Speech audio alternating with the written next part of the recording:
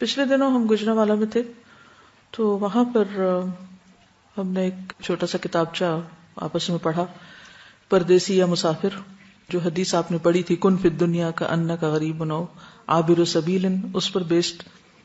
تو کلاس کے بعد پھر کچھ لوگوں نے آ کے اپنے تاثرات کا اظہار کیا. تو اس میں ایک نرس تھی جنہوں نے ایک ٹرک ڈرائیور کی وفات کا ذکر کیا. وہ ہم نے ریکارڈ کر لیا، تھوڑا سا حصہ آپ کو سناتے ہیں. السلام علیکم. میں سول ہاسپٹل گجرانوالہ میں as a staff nurse duty کر رہی ہوں، اور بچپن سے ہی تقریباً میری خواہش تھی کہ میں نے جب سے الہدا کا نام سنا تھا، میرا ایک شوق تھا کہ میں الہدا میں پڑھوں. تو میرے بھائی نے مجھے بتایا کہ میں نے ایسے ایک بینر پڑھا ہے، تم کہتی ہو میں نے الہدا میں ہی پڑھنا ہے، میں نے الہدا میں ہی پڑھنا ہے. تو وہ الہدا کا بینر تھا.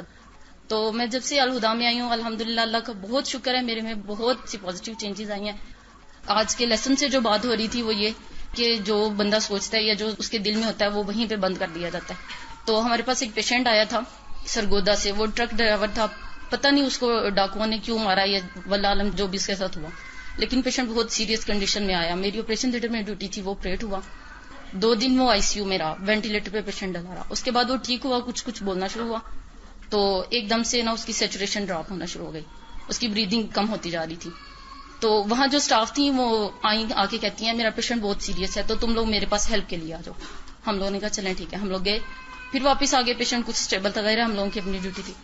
تو بعد میں انہوں نے next day as a human being ایک ہمدردی تھی دل میں، کیونکہ اس کے گھر والے بھی نہیں پہنچے تھے اس پیشنٹ کے، کوئی اس کو جانتا نہیں تھا وہ کون ہے.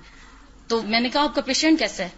تو انہوں نے مجھے جو بات بتائی وہ آج تک مجھے بھولی نہیں ہے. وہ کہتی ہیں کہ رات ہی جب میں دوبارہ گئی تم لوگ بزی تھے، تو وہ جو پیشنٹ تھا وہ دوبارہ سیریس ہو گیا. کہتے ہیں مجھے اس پیشنٹ نے کہا ہے بجی کلمہ پڑھیں. تو کہتے ہیں میں نے کہا کہ بھائی تم خود کلمہ پڑھو. تو وہ پیشنٹ کہتا ہے میرے سے نہیں پڑھا جا رہا، کوئی کلمہ پڑھے نا. تو تب تک اس کے کچھ جاننے والے آ چکے تھے لیکن اس کے گھر والے نہیں پہنچے تھے. تو وہ جو اس کے پاس 2 لوگ بیٹھے تھے، لڑکے تھے وہ، تو وہ انہیں کہتا ہے یار تم لوگ ہی کلمہ پڑھو نا. تو کہتے ہیں کہ وہ آگے سے کہتے ہیں کہ لوگ تو کلمہ تب پڑھتے ہیں جب کسی کی موت آ رہی ہوتی ہے، تو ہم کیوں تمہارے پاس کلمہ پڑھیں. یہ ایک میں سوچ کی بات کر رہی ہوں. اور اس انسان کی خواہش آج تک مجھے حیرت ہوتی ہے کہ وہ پتہ نہیں کیسا اللہ کا بندہ تھا. کہتے ہیں کہ اس نے کم از کم 10 دفعہ یہ خواہش کیا کہ کوئی بندہ کلمہ پڑھو، کوئی بندہ کلمہ پڑھو. اور کہتے ہیں کہ میرے دیکھتے دیکھتے 100 90 80 ایون 10 to 0 پہ اس کی سیچوریشن آ گئی. پیشنٹ ایکسپائر کر گیا لیکن کسی نے اس کے پاس کلمہ نہیں پڑھا. اور کہتے ہیں کہ جب اس نے بار بار کہا کلمہ پڑھو کلمہ پڑھو، مجھے آ نہیں رہا، وہ یہ بھی کہتا رہا مجھے آ نہیں رہا، میرے سے پڑھا نہیں جا رہا. تو ایون ہم لوگ یہ خود دیکھتے ہیں کہ 40 50 تک سیچوریشن جانے کے بعد پیشنٹ بول نہیں سکتا. کہتے ہیں وہ 10 سیچوریشن تک وہ پیشنٹ بولتا رہا ہے کہ کوئی میرے لیے کلمہ پڑھ دو، کوئی میرے لیے کلمہ پڑھ دو. کہتے ہیں پھر اینڈ پہ باجی کہتے ہیں میں اس کے پاس گئی ہوں انجیکشن لگانے کے لیے، تو اس نے ایسے مجھے پکڑ کے کہا ہے باجی تم مسلمان نہیں ہو. تو کہتے ہیں میرے ذہن میں یہ تھا کہ خدا نہ خواستہ اس میں کوئی شیطان ہے جو اس طرح سے، میں ایک فیمیل ہوں یہ ایک میل ہے، مجھے ایسے ٹچ کر. کہتے میں نے غصے سے کہا چھوڑو میرا ہاتھ، یہ کیا کر رہے ہو؟ تو کہتا ہے باجی مجھے لگتا ہے تم واقعی مسلمان نہیں ہو، تم کلمہ پڑھو.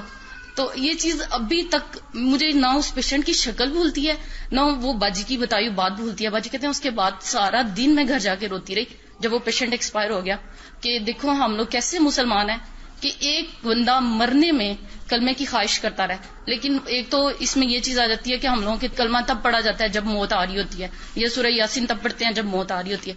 تو کہتے ہیں سارا دن روتی رہی کہ وہ بندہ کلمے کی خواہش کرتا کرتا مر گیا اور ہم سب مسلمان وہاں بیٹھے تھے اور کسی نے اس کے لیے کلمہ نہیں پڑھا. یہ جہالت کی حالت ہے. یہ ان لوگوں کا حال ہے جن کے سامنے دن رات مریض بہت ہوتے ہیں ICU میں، بہت کم لوگ وہاں سے نکلتے ہیں. میں بہت دیر تک سوچتی رہی کہ وہ خود کیوں نہ پڑھ سکا کلمہ. وہ دوسروں کو کہتا رہا، وہ خود نہیں پڑھ سکا. مرنے والے پہ کیا گزرتی ہے تو مرنے والا ہی جانتا ہے، ہم اس کیفیت کا اندازہ ہی نہیں کر سکتے. لیکن بعض اوقات وہ تکلیف اتنی شدید ہوتی ہے کہ اس کا دماغ معوف ہو جاتا ہے. اس پر ایک اور بچی آئی اور وہ کہنے لگی کہ اس کا آپریشن تھا اور جب ڈاکٹر نے کہا کہ کلمہ پڑھو تو وہ کلمہ اس کو یاد نہیں آ رہا تھا. السلام علیکم. وعلیکم السلام. میرا لاسٹ ایئر ناک کا آپریشن تھا اور میں آپریشن تھیٹر میں جانے سے پہلے یا حیو یا قیوم برحمتی کا استغیث پڑھتی گئی تھی. لیکن میری روٹین میں استغفر اللہ نہیں ہے اتنا کلمہ پڑھنا. تو جب میں آپریشن تھیٹر میں ٹیبل پہ لیٹی تو میں نے سوچا کہ میں کلمہ پڑھ لوں. لیکن اس ٹائم دماغ اتنا معاف ہو گیا تھا کہ میرے ذہن میں کلمہ نہیں آ رہا تھا. اتنے یعنی کہ میری وینز غائب ہو گئی، میں سفید ہو گئی کہ جس طرح بندے کے حواس نہیں قائم رہتے، کہ مجھے اس بندے کے خیال آ رہا تھا کہ موت کی شاید ڈر کی وجہ سے، اس سختی کی وجہ سے اس کے ذہن سے کلمہ تک نکل گیا جو ہم پہلی چیز سیکھتے ہیں.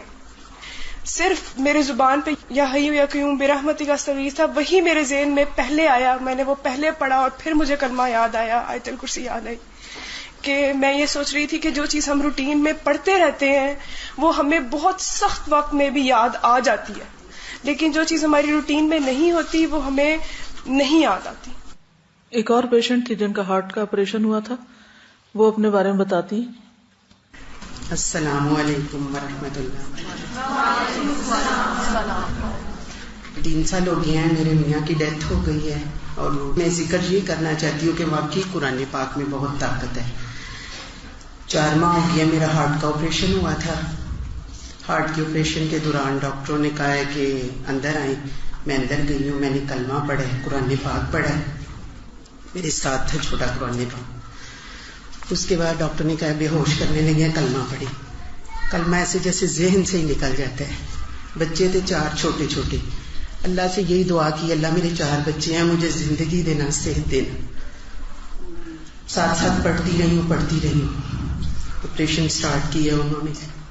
8 گھنٹے بعد مجھے باہر لے کے آئے. دیکھیں یہی بتا رہی ہوں کہ اللہ کی کلام میں کتنی برکت ہے. قرآن پاک ساتھ ہی رہا ہے.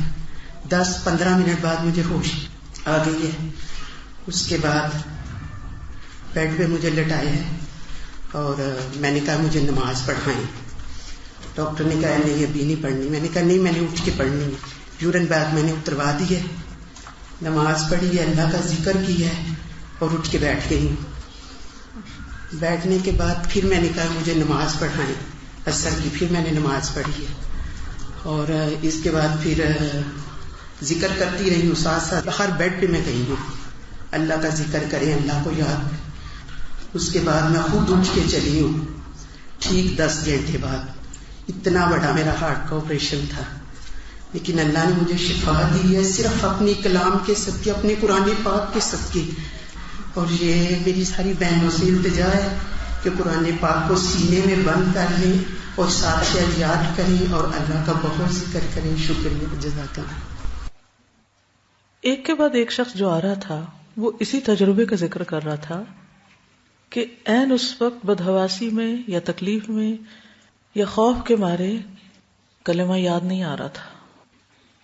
تو حسن خاتمہ سب سے بڑی خوش قسمتی ہے. اچھا خاتمہ، لا الہ الا اللہ پر خاتمہ، ایمان کے ساتھ خاتمہ، اللہ کی یاد اور اللہ کی محبت کے ساتھ دنیا سے رخصت ہونا، یہ ہم سب کی بہت بڑی تمنا ہونی چاہیے. اور اس کے لیے ہمیں اپنے آپ کو تیار بھی کرنا چاہیے. جانے والے کے لیے بھی کلمہ پڑھنا اور خود اپنے لیے کلمہ پڑھنے کی عادت اور اس وقت پڑھنے کی دعا کرنا، یہ بھی ہماری دعاؤں کا ایک حصہ ہونا چاہیے.